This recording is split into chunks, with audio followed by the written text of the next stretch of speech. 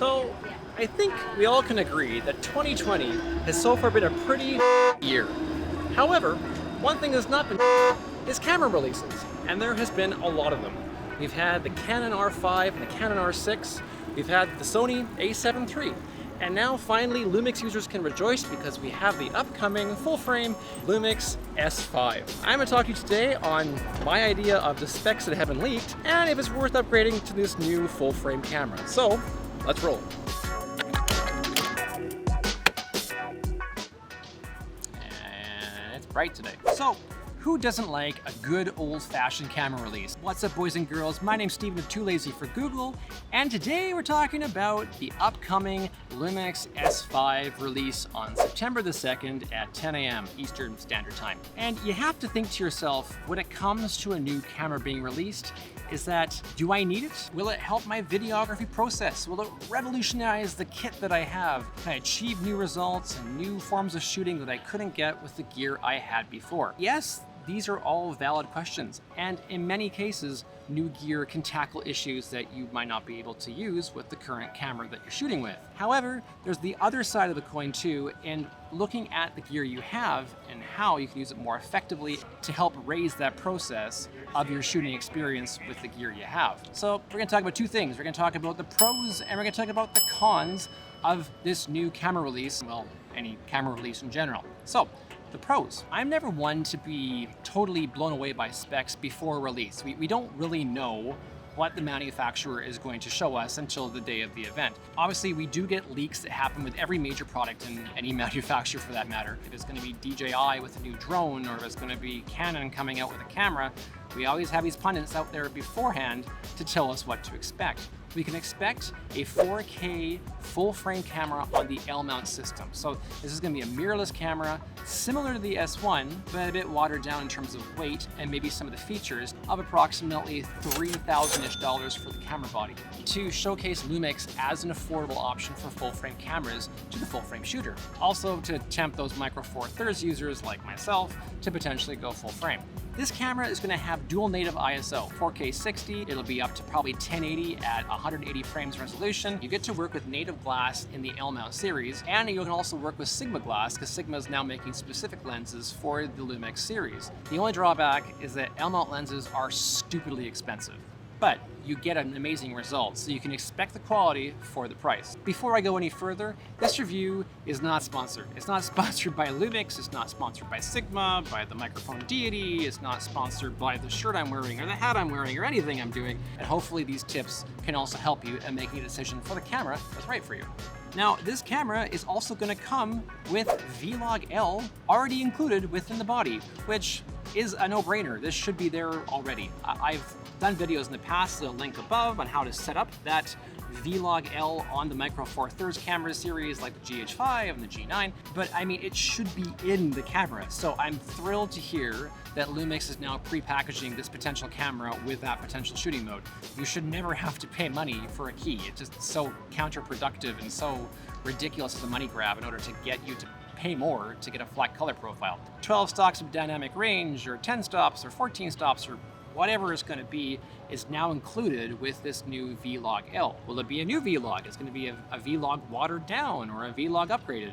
We shall wait and see and find out. This camera is also going to be USB-C as well as HDMI connectable. So you're going to have two different ports there at the back, which is awesome. I mean, that's a great thing to have a USB-C port on your camera that opens up a whole host of different accessories that you can utilize to make that camera turn into a cinematic rig. Supposedly it's also weather sealed, which for Lumix users, we're kind of used to that on most of the cameras, as they have fantastic weather sealing already. But the really cool thing that I've noticed on these little spec breakdowns is that it will also have a 4K anamorphic support depending upon the region that you're currently in. That's cool. Like, having an anamorphic support in the full frame series of cameras allows you to think about shooting with anamorphic lenses, which of course are stupidly expensive. That being said, it really brings this camera into that cinematic realm. And autofocus. I will get to the autofocus in a sec. Autofocus. There are many, many reasons, good reasons, of these spec releases that would tempt many users to go for this S5. Especially Micro Four Thirds users, they kind of see these specs, like myself, and they get sucked into the idea of what can this camera do for me that I definitely cannot get with my G9 or GH5. And it really is enticing, as a Micro Four Thirds user, to potentially pick up this S5. Price seems attractive, the options seem fantastic, the features of this camera are something that I expect now working in the Lumix camera series. And I love the Lumix interface and menu system. I would not want to go to a different camera body for many reasons, but that's a big one because it's just so intuitive. I can set custom options and custom setting modes. It's easy to scroll, it's easy to navigate. It's just a really well thought out UX and UI. That is also another option why the S5 might be a good option to move to. That is a lot of information about the pros to this new camera coming up and why you might think, well, I should run out the door and go pick one up. Let's talk about why you might not want to upgrade right now. So here's the other side of the coin and reasons why you might not want to upgrade to this new camera coming up. It would appear, and we of course only know this by spec releases, that it's going to use the same contrast autofocus as the cameras that are currently in the Lumix lineup. That's the S1 and the G9 and the GH5. If that is the case, and they're using the same autofocus feature of this camera, I will not be buying because I hate the autofocus in this camera. And autofocus. And autofocus, there we go. There's the autofocus. Oh, it's good times. Yeah, love the autofocus. Said no one ever about a Lumix camera. Let's be honest, the autofocus in these Micro Four Thirds cameras and in these S1 cameras that exist is just not acceptable compared to its competition. It is not acceptable to have an autofocus that you cannot depend upon when you're spending that kind of money. I'm not trying to lecture Panasonic or Lumix or sound self-righteous, it's just the truth. If you're doing a shoot where you need to have quick autofocus, you cannot depend on this contrast-based autofocus. It should be phase detect. It should be this dual pixel autofocus or dual pixel something that Canon has. I don't know the exact specifics because I don't have a Canon camera, but it should have better autofocus. And if you're spending this kind of money on a new camera in that particular range, it should be better. Now, it's not saying you shouldn't be using manual focus when you're doing a lot of your footage. No, that's... See, I'm being heckled by the pundits over there, the seagulls, talking about this autofocus. You should be shooting manually. I mean, obviously, you should definitely shoot on a manual focus because it's just smarter as a filmmaker.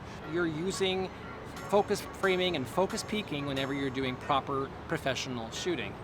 However, for people who are doing vlogs and even for professional filmmakers who just want to have quick focusing, they should know they have that dependability. Face detection and this facial recognition autofocus should be just par for the course. And somehow in Lumix, it isn't. And I don't know why. But alas, I'm not at Panasonic and Lumix, and I can't tell them why it should be different. So manual should be something that you always shoot with, but it's nice to know that in that backup option on the bench for the goalie coming in the third period, you can use autofocus, and you know it's good, because that's just something that needs to be there, especially for the price you pay. Another reason why maybe you should hold off on upgrading a new camera is that in many cases, this camera still offers the same kind of shooting abilities that a camera in the Micro Four Thirds series might have.